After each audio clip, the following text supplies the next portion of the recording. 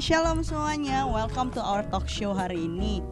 Mungkin kalian bingung nih, udah lihat poster terus di Instagram, di YouTube kita, terus lihat tagline-nya love me not, ngomongin apa ya? Cinta-cintaan kali, atau ngomongin apa nih tentang cinta. Nah, yang mau kita bahas itu tentang self love. Itu mungkin jadi hot topic ya di tahun ini. Self love itu karena kita selama ini kita stay at home aja, kita di rumah, school from home, work from home. Kita kebanyakan lihat sosial media, kita kebanyakan nonton film-film yang mungkin membuat kita jadi ngebandingin dengan orang-orang yang ada di sosial media atau film, karena mereka nge-share kehidupan mereka nih. Mereka nge-share mereka lebih banyak workoutnya mungkin, atau mereka bisa bertanam, atau mereka mungkin punya keahlian baru, tapi kita di rumah nggak ngapa-ngapain, nggak tahu mau ngapain aja gitu. Jadi kita mau angkat tema ini nih. Nah, sebelumnya aku memperkenalkan aku Fanny yang akan menjadi host hari ini, dan talk show tanpa narasumber bukanlah talk show. So, perkenalkan narasumber pada hari ini adalah Cisela. Hai, aku lagi. Bosan lihat aku ya. Iya lagi. Kacau. Nah, sebelum kita masuk nih, minggu lalu kita ada ngepost beberapa polling questionnaire di Instagram ya. Mengenai beberapa hal tentang topik kita hari ini. Nah, untuk membuka talk show kita pada hari ini, kita mau bahas yang pertama, pertanyaannya mengenai insecurities. Nah, ada pertanyaannya seperti ini: apakah membandingkan diri kita sendiri dengan orang lain selalu bikin kita merasa insecure? Dan shockingly guys, 91% menjawab iya gitu ya. 91% tuh banyak banget ya, Fan ya. Banyak, itu cuman kurang dikit gitu, ya, 100% gitu. Dan dari insecurities itu ada top 3 biggest insecurities yang kalian jawab juga, yang kita ambil top 3 aja dari sekian banyak jawaban. Yaitu yang pertama future, insecurities tentang future, masa depan. Yang kedua itu tentang comparison atau membanding-bandingkan. Banding-bandingkan sendiri itu juga ada dikategorikan tentang misalnya kita ngebandingin diri kita, achievement aku, apa yang udah aku lakukan, prestasi aku sama prestasi Fanny misalnya. Terus bisa juga banding-bandingin, gue kayaknya nggak bisa apa-apa nih, gue kayak talentanya zero nih kebanding Fanny nih, multi talented banget, bisa nge-MC, bisa masak, bisa main keyboard, bisa calon tipe istri yang baik banget gitu lah ya. Endorse ya. Yoi, single and available gitu. Lalu yang terakhir ada humiliation atau takut dipermalukan di depan umum gitu. Mungkin takut dipermalukan karena ngerasa kayak kayaknya gue nggak sejago itu deh gitu ya. Nah, kalau menurut Cici nih, apakah iya atau enggak membandingkan diri sendiri dengan orang lain itu adalah insecurities? Selalu bikin kita insecurities ya.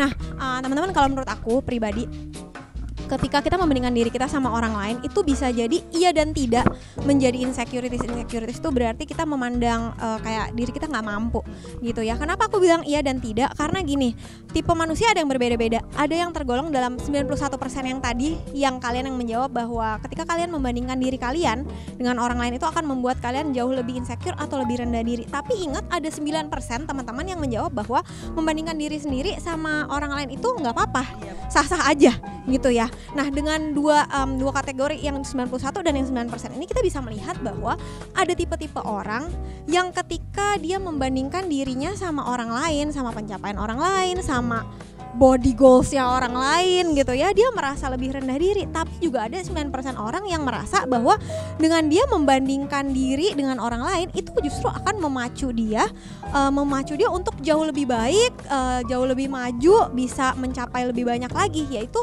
tipe 9% ini kita bisa sebutkan sebagai orang-orang yang berjiwa kompetitif. Oh, kiasu gitu ya. Kiasu, betul. Ya. Siapa nih kiasu? Nah, tapi teman-teman, nggak ada yang salah loh. Nggak ada yang salah apakah kamu ada di 91% atau di 9%. Itu cuman a matter of beda-beda personality aja gitu. Nah, Ci, tadi kan udah ngebahas tentang insecurities nih. Ada nggak di Alkitab gitu yang membahas apa ayat atau apa gitu tentang insecurities? Sebenarnya kalau ngomongin di Alkitab itu kan jaminan hidup kita ya. Berarti segala sesuatu yang terjadi di bumi ini semuanya udah recorded di Alkitab. Banyak banget ayat yang mencatat tentang insecurities. Contohnya aku kasih contoh satu nih. Kalau tadi dari salah satu biggest insecurities yang teman-teman jawab itu adalah tentang masa depan ya. Nah, tentang masa depan sendiri kalian bisa lihat ayatnya bagus banget di Mazmur 139 ayat 16. Mazmur 139 ayat 16 itu dikatakan, aku bacain ayat bahasa Inggrisnya ya, bagus banget. Your eyes saw my unformed body. Jadi sejak kita belum dibentuk pun, belum terbentuk, belum jadi manusia, zigot apa sih? Zigot tumbuhan kali. Embrio. Zigot tumbuhan ya. Bahkan sebelum kamu jadi embrio, Mazmur 139 ayat 16 dikatakan mata Tuhan udah melihat my unformed body, kita yang belum terbentuk ini, dan dikatakan all the days ordained for me were written in your book before one of them came to be. Semua tentang kalian itu udah Tuhan tuliskan dalam sebuah buku. Kalian bayangin how beautiful your life is, bahwa ada buku di surga yang ada di bookcase-nya Tuhan dan tercatat namanya, nama kamu sebagai judulnya. Tuhan tahu, iya keren banget kan?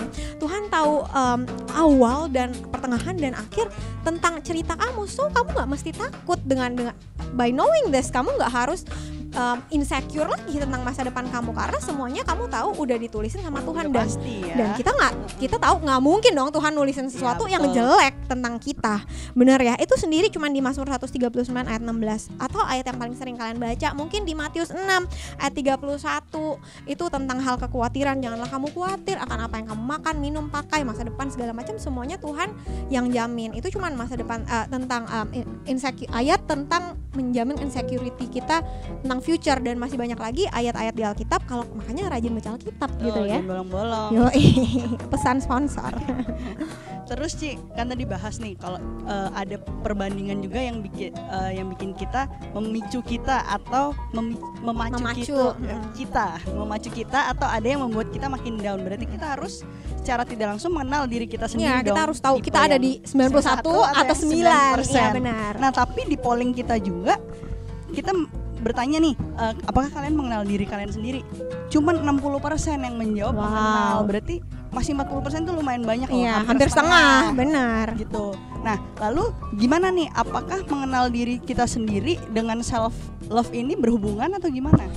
Tentu saja ini berhubungan erat ya, karena kalau sering kalian dengar gitu ya, pepatah yang udah sangat lumrah, tak kenal maka tak sayang, benar. Nah, sama it applies to others, sama juga it applies to diri kita sendiri. Ketika kita nggak kenal diri kita sendiri, maka gimana caranya kita bisa mengasihi diri kita.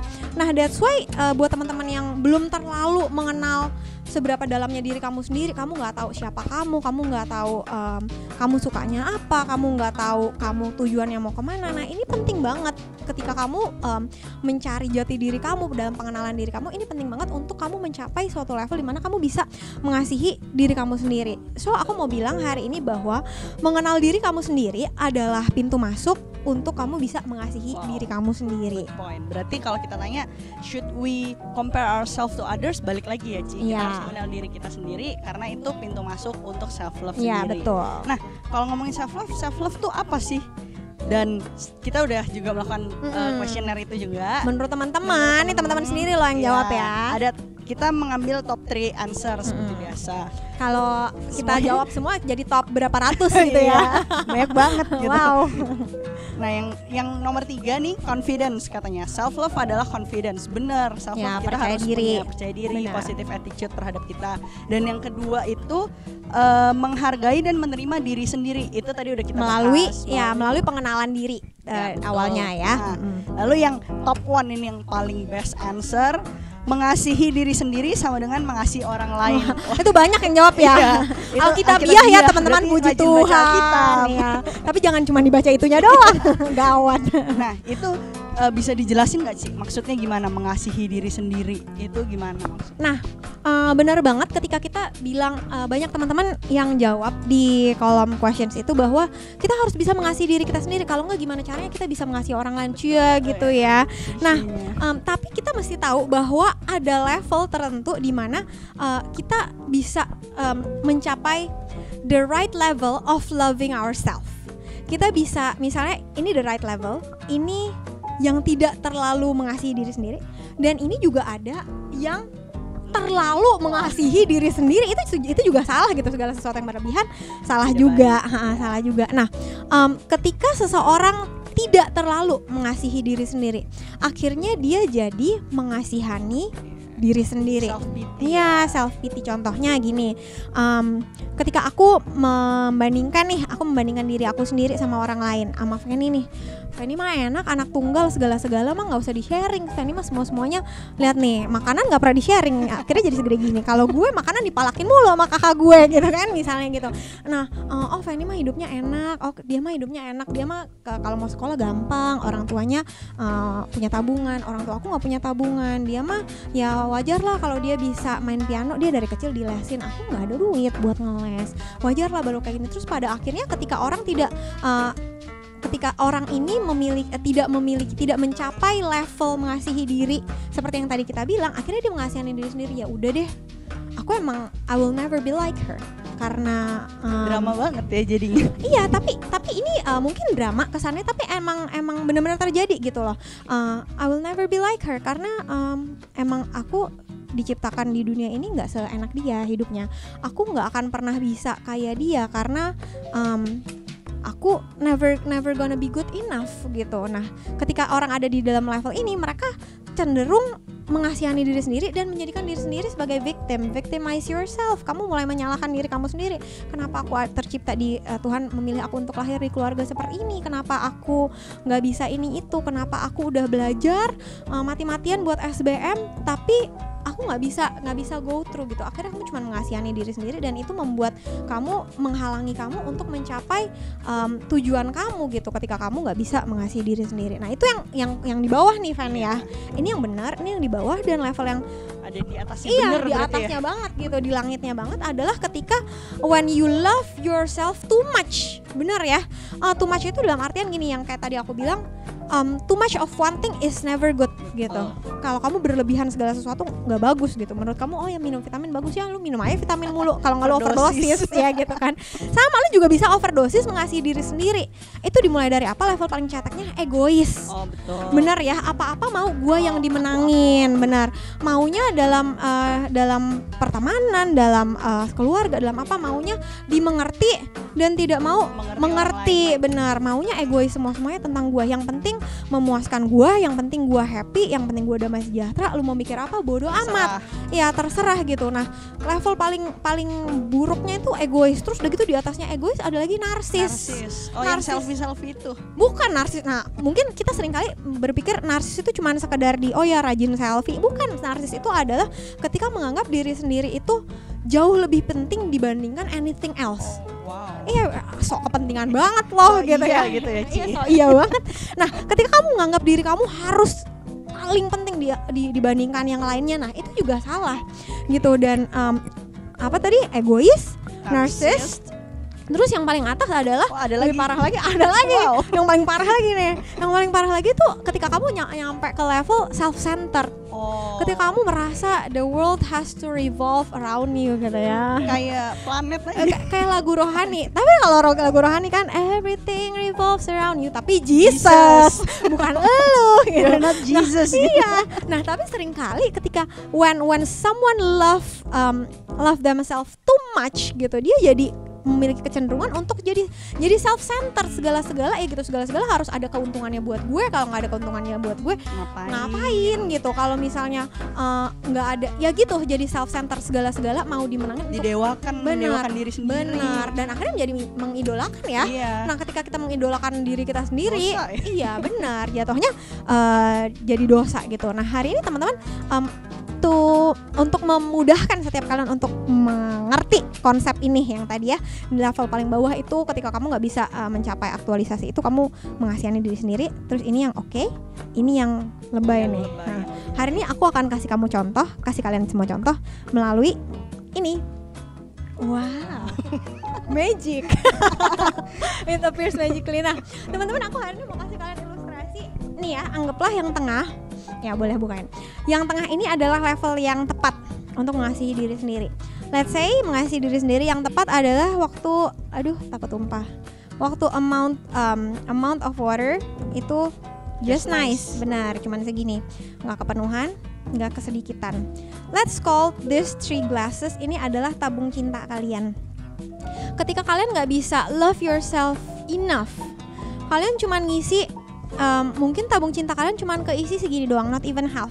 Dan inilah yang dikatakan sama teman-teman yang tadi ngejawab di kolom question, bahwa gimana caranya kita bisa mengasihi orang lain ketika tabung cinta kita sendiri cuma segini.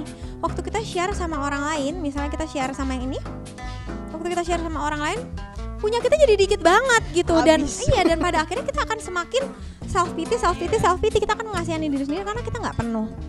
Nah, ini adalah level ekstrimnya yang tadi kita bilang, dimulai dari egois, narsis, sama self-centered. Kita mengisi segala sesuatu tentang diri kita nih. Wah, semua tentang kita nih. Ini harus gua nih, harus pendapat gua yang didengerin nih, harus gua yang dimenangin, harus gua yang paling hebat, harus gua. Nah, ini akan overflowing dan nggak akan pernah berhenti, nggak akan pernah ada rasa puas gitu ya. Kita tahu sendiri, contohnya paling gampang gini, ketika orang ada di level ini, mereka victimize themselves, mereka look down on themselves. Pada akhirnya waktu mereka too depressed, mereka seringkali bunuh diri. Bener ya, mereka terlalu mengasihani diri sendiri sampai ya udahlah, nggak ada kasih lagi, aku nggak ada gunanya di dunia ini, I'm empty, aku mendingan bunuh diri. Tapi apakah cuma sampai di level ini orang akan bunuh diri? No.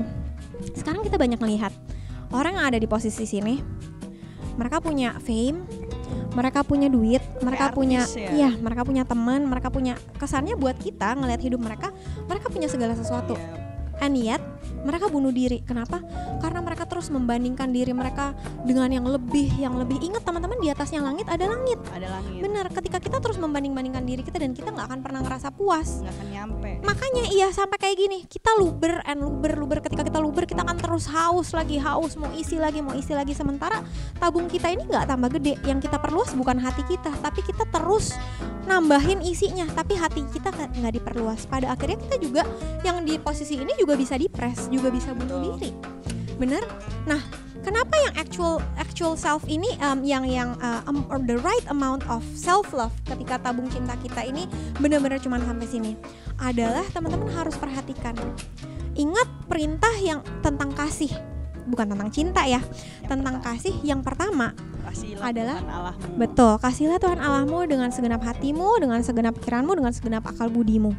Nah, itu yang harus kita pakai untuk mengisi tabung cinta kita yang tadi kosong, sehingga Tuhan bisa memenuhi the right amount of love that you need gitu. Ketika kamu ini cuma mengisi dengan segala sesuatu concern tentang diri kamu cuma mengisi segala sesuatu concern tentang diri kamu, tentang apakah aku udah good enough apa enggak, both 2 gelas ini, kalian either akan selalu kurang atau kalian either akan selalu berlebihan.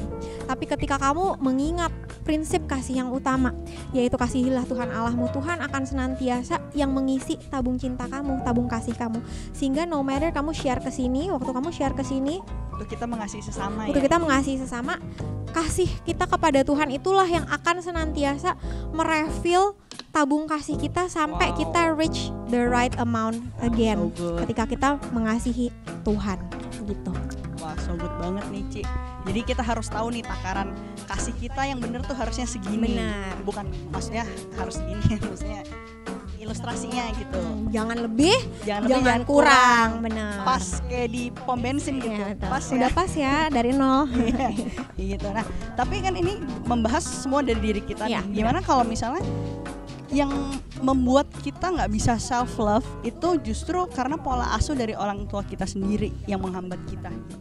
Oke, ini menurut aku ya, karena aku menjawab ini dari 2 sisi, karena dari aku sebagai anak dan dari aku sebagai orang tua. Ya udah tua sebagai orang tua, karena aku sekarang udah jadi orang tua.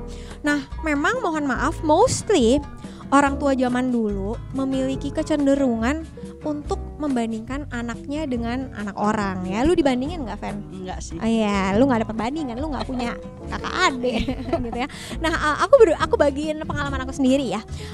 Aku punya satu saudara kandung, aku punya seorang kakak laki-laki. Nah, kami tuh waktu dari kecil tuh kami suka dibandingin. Gua nggak sepinter kakak gua nggak sekreatif gua. gitu. Padahal itu kan it's a totally different thing gitu loh, gitu ya. Beda otak juga. Iya benar, otak kanan satu, otak kanan satu, otak kiri gitu. Nah, kita selalu dibandingin, kakak adik dibandingin gitu. Akhirnya bertikai gitu ya, sama-sama iri. Nah, kita juga kakak beradik dibandingin juga sama anak orang gitu ya. Ini tentu saja ini tanpa mendiskreditkan orang tua gue ya gitu ya. Nah, ketika sebenarnya kenapa orang tua membanding-bandingkan anak, membanding-bandingkan kamu, membanding-bandingkan aku, membandingkan anak-anaknya kepada either sesama siblings atau sama sepupu atau sama orang lain. Sebenarnya orang tua itu punya maksud yang baik gitu, punya maksud yang baik dalam artian gini, mereka berpikir semua anak-anak itu masuk dalam kategori yang 9%. Oh, yang kompetitif ya. Benar, yang positif gitu. Ketika mereka di compare gitu, mereka pasti mau lebih, semua anak tuh pasti kiasu, pasti kompetitif dan segala macam. Padahal kenyataannya justru lebih banyak anak-anak jatuh ke 91%. Percayalah teman-teman bahwa orang tua itu tidak ada satupun yang memiliki maksud buruk terhadap setiap anak-anaknya. Bahkan di Alkitab juga bilang, ayat Alkitab ada ya, nggak mungkin ada anak minta roti dikasih ular. Batu bu dikasih batu sama orang tuanya gitu ya. Karena itu dari situ kita udah tahu bahwa setiap orang tua menginginkan yang terbaik buat anak-anak. Orang tua pasti kepengen kalian bisa achieve more things dibandingkan orang tua kalian. Makanya mereka cuman cara pencapaiannya salah. Mereka lebih banyak comparing kalian sama anak-anak orang yang gitu. Itu ya benar. Itu yang mungkin nggak necessarily lebih baik sih, cuman kepengen comparing aja gitu. Ya kan bisa jadi kayak gitu, dia lebih baik dari kita for one thing, tapi kita lebih baik dari dia for another 10 things gitu loh, yang tidak pernah di-mention. Nah, itu yang nomor 2, yang nomor 1 tadi comparing, yang nomor 2 mungkin kebanyakan orang tua mulutnya nggak ringan untuk memuji, betul ya. Apalagi Asian parents juga. Iya benar. Nah, teman-teman berapa banyak kalian yang merasa mungkin orang tuanya di rumah jarang muji? Wah, kalau kalian orang tuanya rajin muji, enak banget deh pokoknya. Ini juga berbunga gitu. Nah, ya. Aku disclaimer dulu ya, bukan berarti aku ngomong kayak gini tandanya aku menggurui orang tua atau aku lebih pintar dari semua orang tua. Enggak, aku juga belajar gitu ya, belajar dari kesalahan, dan juga aku belajar ketika aku jadi parent sendiri. Nah, aku juga mulai belajar untuk jadi orang tua harus juga bisa muji anak ketika anak achieve something, even the smallest thing gitu. Karena kita sebagai anak, teman-teman juga pasti seneng ya kalau dipuji orang tua gitu. Nah, cuman pola pikir orang tua lagi-lagi berbeda. Orang tua tuh seringkali berpikir, dan ini memang nggak salah juga ya. Ini sekarang kan kalian koreksi diri sendiri. Ketika kalian dipuji sama orang, kalian ngerasa kalian udah that's it. Oh iya, gue bagus. Fanny bagus loh main keyboardnya. Oh ya udah, good. Wah, Fan lu keren. Fan lu keren banget. Iya, jadi nggak mau latihan lagi gitu. Jadi merasa diri lu sendiri merasa, oh gue udah puas sampai ke sini gitu. Nah, itulah yang dikhawatirkan orang tua ketika dia muji. Takutnya ntar anak gue nggak mau upgrade lagi gimana. Nah, itu juga tidak sepenuhnya salah orang tua, karena memang kecenderungan seseorang ketika udah dipuji jarang banget yang merasa, oh gue harus achieve more gitu. Nah, jadi di sini yang harus kita pelajari dari sini adalah kita harus belajar mengerti perspektif. Ya, teman-teman sama-sama katakan di kolom komen perspektif. Nah, perspektif itu apa? Kita harus melihat yang kayak tadi aku bilang, dari cara pandang orang tua melihat tindakan mereka kepada kita. Jangan ngelihat selalu ketika kita ngelihat terus selalu ngelihatnya dari yang negatif gitu ya. Ini orang tuh nggak sayang nih, ini orang tuh pengen banding-bandingin mulu nih, orang tuh nggak pernah puas, nggak pernah fulfill their expectation dan segala macam. Tapi coba melihat dari perspektif orang tua bahwa yang tadi itu orang tua selalu mau yang terbaik buat kalian gitu. Dan aku percaya ketika kalian bisa nangkep perspektif ini dari perspektif orang tua, dan tentu saja aku ngomong kayak gini karena aku udah jadi orang tua ya. Jadi makanya aku juga udah bisa ngeliat dari perspektif orang tua gitu. Ketika kalian bisa dapat maksudnya orang tua, perspektif ini, nah dari situlah pasti sebenarnya setiap tindakan orang tua yang orang tua lakukan pada kamu itu instead of bringing you down, tapi bisa membuat kamu justru lebih mengasihi diri kamu sendiri dengan kamu fulfill your life expectation dengan apa yang kamu lakukan terhadap diri kamu sendiri. Berarti tinggal shift our perspektif gitu ya, daripada ngelihat itu insecurities, mending itu jadi acuan biar kita bisa lebih bagus lagi gitu ya, Ci. Nah, terakhir nih sebelum kita selesaikan ini semua, gimana menurut pandangan firman Tuhan, kan semua dari Tuhan Yesus ya, kita contoh Tuhan Yesus. Gimana menurut Cici pandangan Alkitab, firman Tuhan mengenai self love ini secara keseluruhan? Oke. teman-teman mesti tahu bahwa ketika Tuhan menciptakan setiap kita, Tuhan melihat diri kita sebagai orang-orang, sebagai anak-anaknya yang worth that much, yang sangat berharga di mata Tuhan. Makanya Tuhan menciptakan setiap kalian. Tapi along the way we fail to look at ourselves as how God looking at us. Betul? Ketika kita memandang kekurangan kita, ketika kita memandang kelebihan orang lain dan membandingkannya dengan diri kita, kita merasa kita gak berharga, kita merasa we're never good enough, kita merasa kita gak pernah bisa fulfill people's expectation, kita merasa kita kurang, appearance kita kurang, kita gak punya, kita kurang mampu, otak kita gak mampu, otak kita gak nyampe. Tapi bayangin, would God think about you that way? Apakah Tuhan akan ketemu kamu ketika satu saat kamu ketemu muka dengan muka sama Tuhan? Tuhan bakal bilang sama kamu, Sheila kamu kurang pintar, Sheila kamu kurang cantik, badan kamu kurang berbentuk bulat, badan kamu kayak tomat gitu ya, nggak kayak apa tuh namanya, body gitar Spanyol gitu. No, God wouldn't say those things to me. God wouldn't say those things to you. Karena apa? Karena dia sendiri yang ciptain. Kalau menurut dia itu jelek, dia gak akan ciptain. Tapi karena menurut dia itu bagus, makanya dia ciptain kamu. Nah, when we fail to look at this, kita akan gak, sampai kapanpun kita gak akan pernah bisa ngasihin diri kita sendiri. Nah, teman-teman, you imagine di Yohanes 3 ayat 16 dikatakan, because God sees how much you worth. Karena Tuhan melihat seberapa berharganya kamu, maka di Yohanes 3 ayat 16 dikatakan, He sent His one and only Son. Sekurang berharga apalagi seorang Yesus bagi Bapa. Berharga banget ya, namanya seorang anak putra raja yang mempunyai langit dan bumi. Tapi dia memilih untuk mengorbankan anaknya untuk kamu, because you're worth it, because you're worth to die for. Karena Tuhan Yesus datang ke bumi ini untuk satu tujuan, yaitu untuk apa? Untuk menyelamatkan kamu. And if the world isinya cuman kamu, Bapak tetap akan ngirimin Tuhan Yesus untuk nebus kamu, untuk nyelamatin kamu. That's how much you're worth. But often we fail to see it that way. Di Zakaria 2 ayat 8b, yuk boleh buka sama-sama. Zakaria 2 ayat 8b.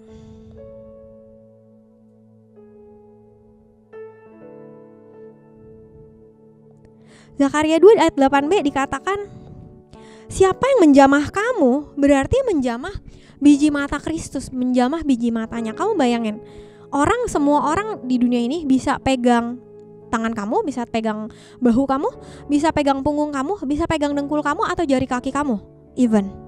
Tapi ada gak orang gini bisa datang, bisa walk up to you dan bilang gini, permisi aku mau pegang bola mata kamu. Gak akan mungkin. Kenapa? Karena it's that precious. Kamu bahkan kalau ada angin, ada debu terbang, kamu tuh otomatis refleksnya akan nutup mata kamu untuk melindungi bola mata kamu. It's that precious. Dan di Zakaria 2 ayat 8b dikatakan kamu itu adalah biji mata Tuhan. Bayangin, Tuhan ngejaga kamu sebegitunya karena Tuhan lihat bahwa kamu berharga. Nah, teman-teman, hari ini kamu boleh tutup catatan kamu boleh tutup Alkitab kamu. Aku mau kasih tahu bahwa ke teman-teman sekalian, ke teman-teman yang kemarin isi polling, ke teman-teman yang nggak berani isi polling karena malu atau karena nggak enak. Aku pengen bilang ke kalian bahwa satu hal yang harus kalian tahu, lihatlah dirimu sebagaimana Tuhan melihat engkau pada hari ini. Sebagaimana Tuhan menciptakan engkau. Ketika Dia menciptakan engkau, Dia membentuk engkau sendiri di rahim ibumu dan Dia berkata, ciptaanku sungguh amat indah. Itulah yang harus kita tanamkan di dalam pikiran setiap kita, bahwa kita berharga di mata Tuhan. Apapun yang kita lakukan, pencapaian apapun yang sudah maupun yang belum kita lakukan, kita tetap berharga di mata Tuhan. No matter how bad kita melihat, dunia melihat kita, tapi Tuhan tetap melihat kita that much worth. Ketika sosial media berkata, oh kamu jelek, kamu gak sesuai dengan tuntutan zaman sekarang, body kamu gak sesuai, warna rambut kamu gak sesuai, gigi kamu berantakan, prestasi kamu belum cukup, kamu gagal masuk SBMPTN, tapi Tuhan bilang kamu tetap berharga. Nah teman-teman, hari ini aku mau setiap kalian yang lagi dengerin message ini, aku mau setiap kalian tutup mata kamu. Aku mau setiap kamu untuk berdoa sama Tuhan. Kalau hari ini kamu fail to look at yourself as that much worth, I want to tell you just one thing this morning. Bagaimana kamu bisa mengasihi diri kamu sendiri? Karena Tuhan terlebih dahulu mengasihi setiap kamu. See how much you worth in God's eye. Mari sama-sama angkat tanganmu.